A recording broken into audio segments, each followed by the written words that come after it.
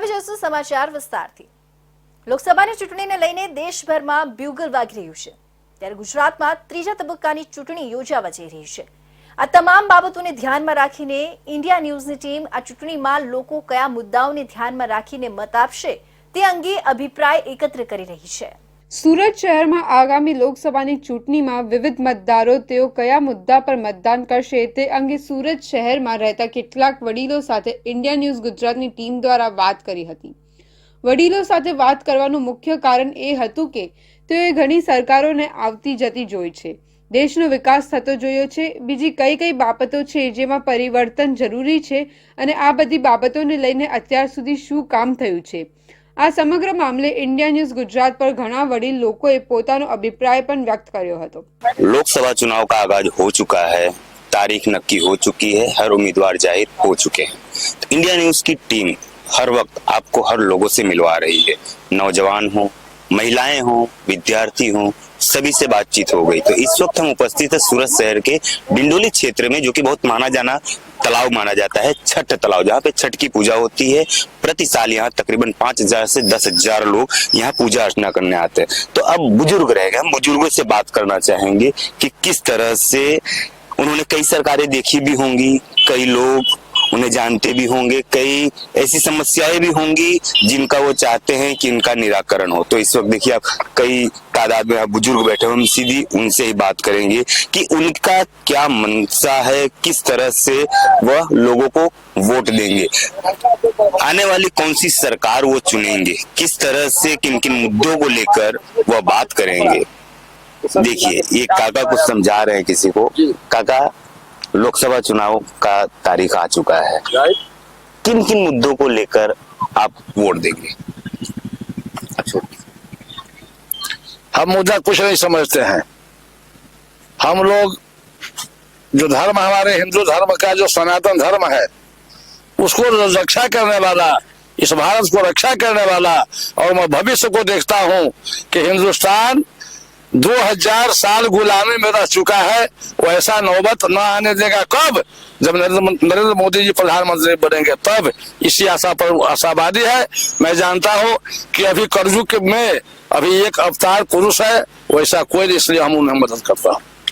जिस तरह से आपने कहा कि वड़ा प्रधान जब बनेंगे उसके बाद वही वड़ा प्रधान होने चाहिए देश के लिए, आप क्या मानते हैं? आप इस चीज को किस तरह से देखते हैं कि किस तरह के प्रधानमंत्री होने चाहिए और किस तरह के शासन भारत में होना चाहिए? ऐसा ही होना चाहिए, ऐसा ही होना चाहिए, और देश को रक्षा करने का और सही रास्ता पर चलाने का।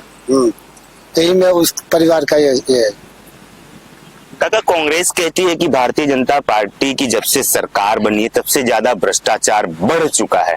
आपने कई पार्टियों, कई सत्ताओं में बैठते हुए लोगों को देखा होगा, आप क्या मानते हैं? देखो, ये तो भ्रष्टाचारी तो पहले से चलती आ रही है, वो चलने वाली है, वो बंद होने वाले नहीं। सड़ा लग गया, पूरे शरीर के अंदर सड़ा लग गया है, वो कोई बंद होने वाले नहीं। इसके अंदर जो तब्दील करना है तो वो नरेंद्र मोदी कर सकते हैं, दूसरा कोई कर नहीं सकता है। नरेंद्र मोदी के सिवाय कोई और भ्रष्टाचार दूर नहीं कर सकता। भ्रष्टाचार तो भाजपा में भी है, लेकिन नरेंद्र मोदी उनके ऊपर ध्यान रख रहा है। जी बिल्कुल, और भी लोग हैं, उनसे बातचीत करें। काका, आप क्या कहेंगे? मोदी और योगी की जोड़ी हिट चल रही है, राहुल गांधी कैसे लगते हैं आपको? वो तो पप्पू क्या बताएं, मोदी योगी ठीक है, मोदी योगी सही। राहुल गांधी क्यों नहीं? इस बार तो यंगेश भी हैं, काफी पढ़े लिखे भी है। अब तक तो पूरा देश उन्हें पप्पू कह रहा था, लेकिन इस वक्त जो यहाँ बुजुर्ग बैठे हैं जिन्होंने कई सरकारें आती जाती देखी हैं, सभी मुद्दों को लेकर चर्चा हुई, तो काका भी उनको पप्पू कह रहे हैं। खैर हम नहीं कहते, लोग कहते हैं, तो और भी लोग हैं, मुझसे बातचीत करते हैं। चाचा, आप क्या कर रहे हैं? आप क्या कहते हैं इस चुनाव को लेकर? इस चुनाव पर सबसे बड़ी मुद्दा है हमारे देश के अंदर बेरोजगारी। आप भी नौजवान हो, माइक लेके घूम रहे हो, कहीं आपको अच्छी नौकरी मिल जाती तो आप ये माइक लेकर के नहीं घूमते। सीधी सी बात है। तो बेरोजगारी, शिक्षा में भ्रष्टाचार। आज हमारा पोता पढ़ता है, स्कूल में फीस देना पड़ता है और पढ़ाई नगण्य है। चाचा, जिस तरह से आपका रवैया है, कहीं ना कहीं मुझे आपके चेहरे पर एक गुस्सा नजर आ रहा है। कम गुस्सा है, महंगाई है, लड़का नौकरी करता है, दरमाहा नहीं बढ़ा है, महंगाई 200% बढ़ा है। हमारा मुद्दा ये है, भारत में सनातन न कभी खतरा में था न खतरा में है। 800 बरस मुसलमान राज किया, कभी खतरा में नहीं आया, आज भी खतरा में नहीं है और कल भी खतरा में नहीं रहेगा। हाँ, ये सब जो है सो राजनीतिक एजेंडा है। हमको चाहिए रोजी रोटी, कपड़ा और मकान। मकान भी गरीब को नहीं मिल रहा है। आज इसी सूरत में जब मैं देखता हूँ ब्रिज के नीचे बच्चे सोते हैं, महिलाएं सोती हैं, मर्द सोता है, तो मुझे कष्ट होता है। माँ बच्चे को नीचे में सुला करके जब ईटा ढोते हुए मैं देखता हूँ तो मुझे काफी कष्ट होता है। मैं वैसा भारत चाहता हूँ जिस भारत में सबको समानता मिले। एक सरकार, जो भी सरकार आए, बेरोजगारी और शिक्षा पे ध्यान दे, यही आपका कहना है। बिल्कुल, अगर जो सरकार इससे हमको भटका रहा है, अभी इलेक्ट्रॉन बाउंड का मुद्दा उठा है। हाँ? अरविंद केजरीवाल जेल के अंदर है, क्यों? दारू वाला का मदद किया। दारू वाला से जो पैसा लिया इलेक्ट्रल बाउंड के माध्यम से, वो क्या भ्रष्टाचार दूर कर सकते हैं? अरविंद केजरीवाल की बात कही, पहली बार कोई ऐसा मुख्यमंत्री जो जेल गया है। बिल्कुल, जेल से सत्ता चला रहा है। हाँ, गौ हत्या बंद हो जनसंघ का नारा था, लेकिन आज इलेक्ट्रल बाउंड से के माध्यम से वो गौ हत्या करने वाला कंपनी जो बीफ सप्लाई करता है, उससे आप चंदा लिया है इलेक्ट्रल बाउंड से। मैं क्या उम्मीद करता भूतपूर्व सरकार से और वर्तमान सरकार से। बहुत बड़ी बात कही है इन्होंने कि जिस तरह से अगर बात करें कि इलेक्ट्रो बॉन्ड को लेकर जिस तरह से बीफ बेचने वालों से चंदा लिया, ऐसा इनका कहना। तो यहाँ जो बुजुर्ग है उन्होंने अपनी अपनी राय दी है। उन्हें कोई भी शासन आए, भारतीय जनता पार्टी है, कांग्रेस है, आम आदमी पार्टी है, कोई भी आए, लेकिन सबसे बड़ा इनका मुद्दा है बेरोजगार, शिक्षा और विकास। वैसे इनका कहना है कि विकास हुआ है, लेकिन अगर लोग यहाँ पे जो युवक, जो बच्चे हैं, जो युवान है, अगर वो शिक्षित होंगे तो देश जो अभी थोड़ा बहुत पिछड़ा है उसमें कहीं ना कहीं विकास की गति मिलेगी। तो इन सारी चीजों को लेकर यहाँ के जो लोग हैं वो इस बार वोट करेंगे। कैमरा पर्सन रिवेंडे के साथ मैं अमित राजपूत, इंडिया न्यूज, સુરત। તો લોકસભાની ચૂંટણીનો માહોલ જામ્યો છે, ત્યારે વલસાડ ડાંગ લોકસભા બેઠકના કોંગ્રેસના ઉમેદવાર અનંત પટેલ દ્વારા આદિવાસી ઓળખ સમાન તમાસા પાર્ટી દ્વારા પ્રચાર કરવામાં આવી રહ્યો છે। લોકસભાની ચૂંટણીને લઈને તમામ રાજકીય પાર્ટીઓએ પ્રચાર પ્રસાર જોરશોરથી શરૂ કરી દીધો છે, તો ઉમેદવારો પણ મતદારોને રીઝવવા માટે અવનવા પ્રયાસો કરી રહ્યા છે। ત્યારે વલસાડ ડાંગ લોકસભા બેઠકના આદિવાસી લોકચાહના અને લોક સમસ્યાનો આવાજ બુલંદ કરતા કોંગ્રેસના ઉમેદવાર અનંત પટેલે આદિવાસી જિલ્લા એવા ડાંગમાં મતદારોને રીઝવવા આદિવાસી ઓળખ સમાન તમાસા પાર્ટીનો સહારો લઈ પ્રચાર પ્રસાર શરૂ કર્યો છે। ડાંગ જિલ્લાના પ્રવેશ દ્વાર વઘઈ ખાતે રાત્રિ દરમિયાન યોજાયેલી એક જાહેર સભામાં કોંગ્રેસના ઉમેદવાર અનંત પટેલનું ભવ્ય સ્વાગત કરવામાં આવ્યું હતું, જે બાદ તમાસા પાર્ટી યોજવામાં આવી હતી। તમાસા પાર્ટી એ ડાંગની બોલીમાં યોજાતું એક રીતનું નાટક છે, જેમાં લોકોને દરેક વિષય ઉપર સમજણ માટે એકત્રીકરણ માટેનો ઉપાય છે। ત્યારે મોટી સંખ્યામાં ગામના લોકોએ તમાસા પાર્ટીને પણ માની હતી। इंडिया गठबंधन भारतीय राष्ट्रीय कांग्रेस समिति द्वारा वलसाड डांग लोकसभा 26 બેઠક पर મને ઉમેદવારી કરવાનો મોકો મળ્યો છે, મારું નામ જાહેર કર્યું છે। ત્યારે ઘણા દિવસથી, લગભગ 10 દિવસથી અમે પ્રચાર પ્રસારમાં લોકોને મળવા માટે અને સ્વાગત અને મુલાકાત માટે અમે નીકળ્યા હતા। આજે ડાંગ જિલ્લાના આહવા તાલુકામાં અમારો પ્રવાસ કાર્યક્રમ હતો। લોકો ખૂબ ઉમંગમાં છે, યુવાનો ખૂબ મોટી સંખ્યામાં અમારી સાથે જોડાઈ રહ્યા છે, બહેનો, વડીલો અને જેમને બેરોજગારીની સમસ્યા છે, આ વિસ્તારમાં ડેમ બનવાની સમસ્યા માટે અમારી સાથે જોડાયેલા આંદોલનકારીઓ સંઘર્ષ સમિતિ પણ અમારી સાથે જોડાઈ રહી છે। સાંજના તમાસાનો કાર્યક્રમ વઘઈના ડોડીપાડામાં રાખ્યો તો તેમાં પણ હાજરી આપી। ચૂંટણી પ્રચારના સમયે ઉમેદવારો અને રાજકીય પાર્ટી દ્વારા અનેક પ્રકારના માધ્યમોનો ઉપયોગ કરી લોકોને આકર્ષિત કરવા, ભીડ ભેગી કરવા ઉપયોગ થતો હોય છે। લોકો પણ મનોરંજન કરવાના ઉદ્દેશ સાથે રાજકીય પાર્ટીના નેતાઓનું શું કહે છે એ જાણવા માટે આવતા હોય છે। પાલિકાના મુગલીસરા મુખ્યાલયની સાથે વિવિધ 8 ઝોનની વહીવટી કચેરી તથા કચેરી હદ વિસ્તારમાં આવતા બાગ બગીચાને બીઆરટીએસમાં કાર્યરત કુલ 10 સિક્યુરિટી એજન્સીઓના 142 કર્મીઓ એક કરતા વધુ સ્વિફ્ટની ગેરકાયદે નોકરી કરતા તપાસમાં આબાદ પકડાયા છે. સુરક્ષા ગાર્ડ પાસે 8 કલાકથી વધુ નોકરી ન કરાવવાની ટેન્ડરમાં શરત છે. સુરત મહાનગરપાલિકામાં સિક્યોરિટી એજન્સીનું કૌભાંડ સામે આવ્યું છે. ગંભીર કહી શકાય એવી બાબત એવી હતી કે 142 જેટલા ગાર્ડ પાસે ડબલ શિફ્ટમાં તપાસ દરમિયાન સામે આવ્યું હતું. આ ગંભીર બેદરકારીમાં પાલિકાએ તમામ નિયુક્ત 10 એજન્સીઓના 142 ગાર્ડને પકડ્યા બાદ નોટિસ ફટકારવાની સાથે કુલ 5.78 લાખની પેનલ્ટી પણ ફટકારી હતી. પાલિકા સૂત્રોએ કહ્યું હતું કે વિવિધ કચેરી અને મિલકતોની સુરક્ષા માટે નક્કી પોઈન્ટ પર નિયત સંખ્યામાં સિક્યોરિટી ગાર્ડ ફાળવવા આશરે 30 કરોડ રૂપિયાના ખર્ચેના ટેન્ડર સોંપાયા હતા. એજન્સીઓને 50-50 હજારની પેનલ્ટી પણ ફટકારાઈ હતી. છતાં સ્થિતિ જૈસે થે જ રહેતા પાલિકાના ચીફ સિક્યોરિટી ઓફિસર જાગૃત નાયક સાથે વિવિધ પોઈન્ટ પર દરોડા કાર્યવાહી કરી હતી. અગાઉ એજન્સી ધારકોને ડબલ ડ્યુટી અંગે કડક ચેતવણી અપાઈ હતી. જોકે નિયમ પાલનના બેદરકાર એજન્સીઓ સામે ટર્મિનેટ સુધીના પગલાં ભરવાની રણનીતિ અપનાવાય છે. ગાર્ડ ફરજ પર ઊંઘ કાઢે છે. તે પાલિકોને આર્થિક નુકસાની અને ફરજમાં ગંભીર ચૂક હોવાથી જવાબદારો સાથે કાર્યવાહી કરાશે. સુરત મહાનગરપાલિકાની મિલકતો પર વિવિધ ઝોન ઓફિસો પર સિક્યુરિટી બાબતે ઘણીવાર ફરિયાદો આવતી હતી. આશરે 2-2.5 મહિના પહેલાં અમે લોકોએ સૂચના આપી હતી કે આમાં શું છે તપાસ કરો. તપાસના અંતે 10 કંપનીના જે સિક્યુરિટી કામ કરતા હતા તેમાંથી 142 જેટલા સિક્યુરિટી ગાર્ડ અન્ય જગ્યા પણ કામ કરતા અને સુરત મહાનગરપાલિકામાં કામ કરતા. એની માટે એ લોકો પર દંડનીય કાર્ય કરવામાં આવી છે કંપની ઉપર અને આગામી સમયમાં તે લોકોએ કડક નિયમોસર કાર્યવાહી કરવામાં આવશે. પાલિકાની તપાસમાં ગાર્ડ પકડાયા બાદ તપાસમાં સામે આવ્યું કે માથાઓ ગણવા ટેન્ડર નિયમ વિરુદ્ધ 58 વર્ષથી વધુ વય ધરાવતા વૃદ્ધોને 8 કલાક ઊભા રહેવાની જવાબદારી સોંપાઈ છે. અમુક સ્થળે જડ બેઝ કલાક પોઈન્ટ હોવા 58 વર્ષથી વધુ વયના ગાર્ડ ફરજમાં ફિટ સાબિત થયા ન હતા. પાલિકાએ તમામ એજન્સીઓને નોટિસ ફટકારી 58 વર્ષથી વધુ ઉંમર ધરાવતા ગાર્ડની યાદી રજૂ કરવા સૂચના આપી છે. પાલિકા યાદી મળતા કાર્યવાહી કરશે અને નિયત કરતા વધુ વયના ગાર્ડને તાકીદે છૂટા કરશે તેવો પણ ફરમાન જારી કર્યો છે. વલસાડના ઉમરગામ તાલુકા હેલ્થ ઓફિસ કચેરી ખખડધજ હાલતમાં રહેતા અધિકારીઓના માથે તોળાતું જીવનું સંકટ. સરકારની ઘોર બેદરકારી સામે આવતા 10 વર્ષમાં જ દિવાલો અને છત ઉપરના પોપડા ઉખડ્યા હોવાનું સામે આવ્યું છે.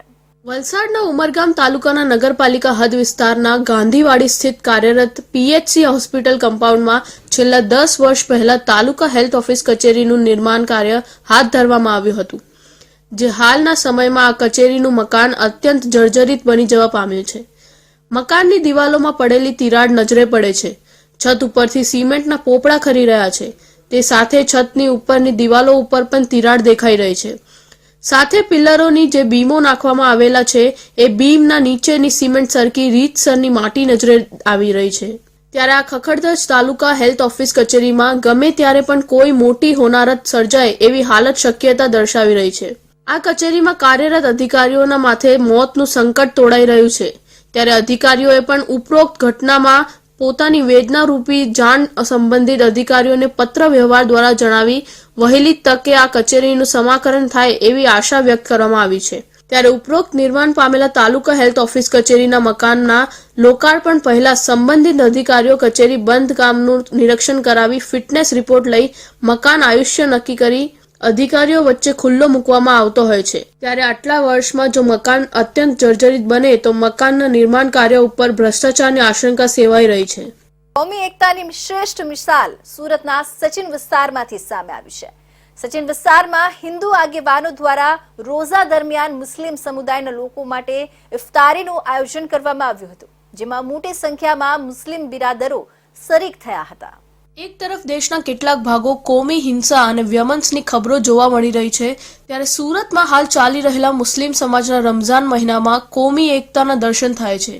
દેશમાં હિન્દુ મુસ્લિમ એકતાને કાયમ રાખવા સુરત મહાનગરપાલિકાના વોર્ડ નંબર 30માં આવેલા સચિન વિસ્તારમાં રહેતા હિન્દુ આગેવાનો અને મહિલાઓ દ્વારા સાંજના રોઝામાં ઇફતારી માટે 100 ભેગા મળીને વ્યંજનો બનાવી મુસ્લિમ ભાઈઓને પીરસ્યા હતા. સચિનમાં રહેતા જયેશભાઈ દેસાઈ અને તેમની ટીમ દ્વારા આ કાર્યક્રમ રાખવામાં આવ્યો હતો. મુસ્લિમ ભાઈઓ મોટી સંખ્યામાં હાજરી આપી ઇફતાર પાર્ટીનો આનંદ મળ્યો હતો.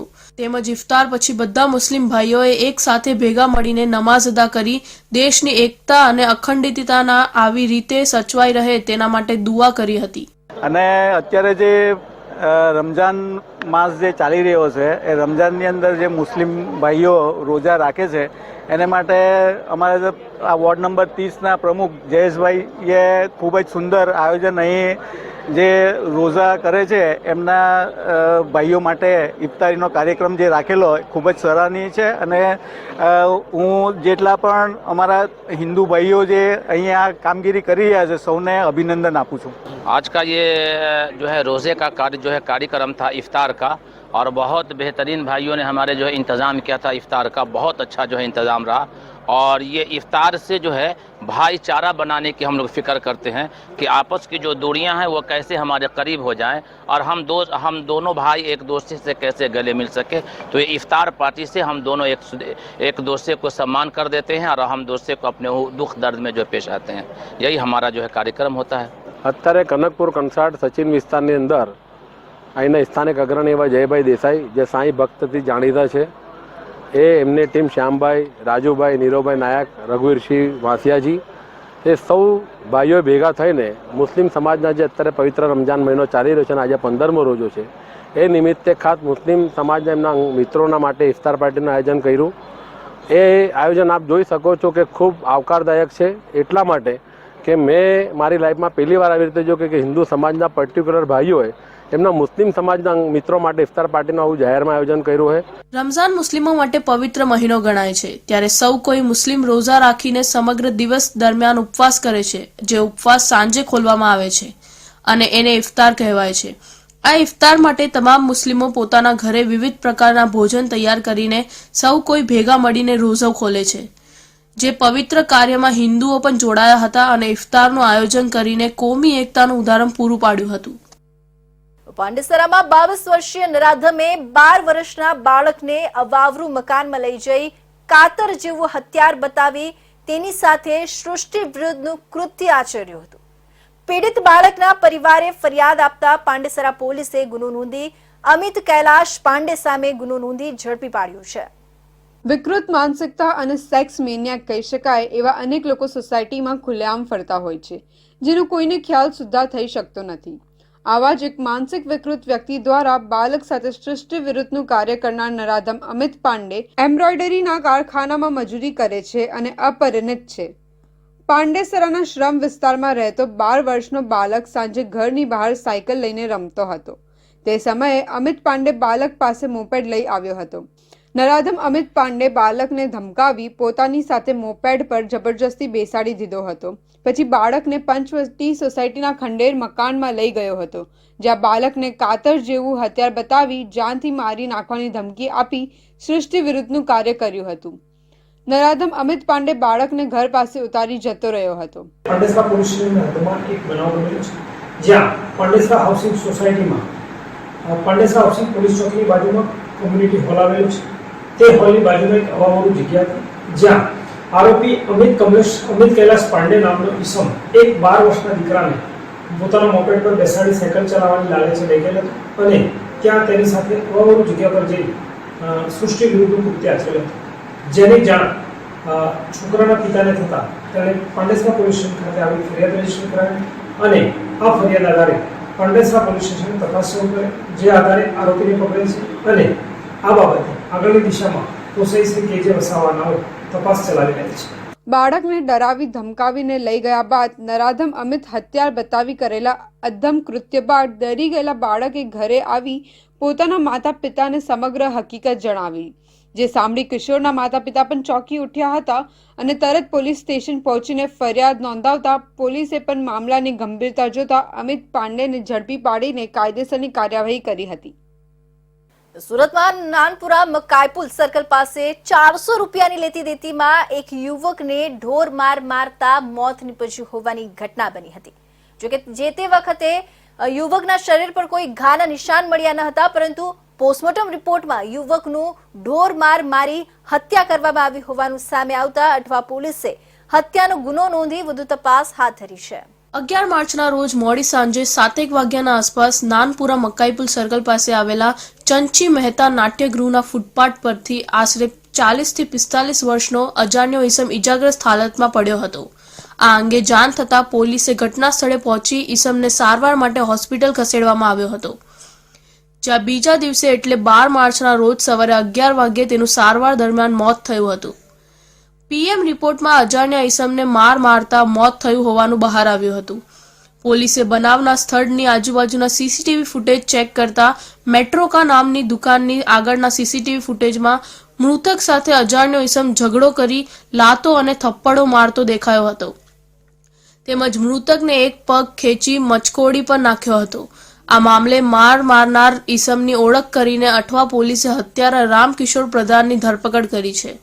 અત્રે ઉલ્લેખનીય છે કે યુવકને તેના જ મિત્રએ 5 જેટલી થપ્પડ અને 6 જેટલી લાતો મારીને મોતને ઘાટ ઉતાર્યો હતો. પોલીસે આજુબાજુમાં પૂછપરછ કરતા મૃતકની ઓળખ ઓરિસ્સાનો બહારપુરિયા ઉર્ફ ભૂરિયા તરીકે થઈ હતી. ભૂરિયાની તેના વતનના રામકિશોર પ્રધાન સાથે મિત્રતા હતી અને બંને જણા સાથે ફૂટપાથ પર રહેતા હતા.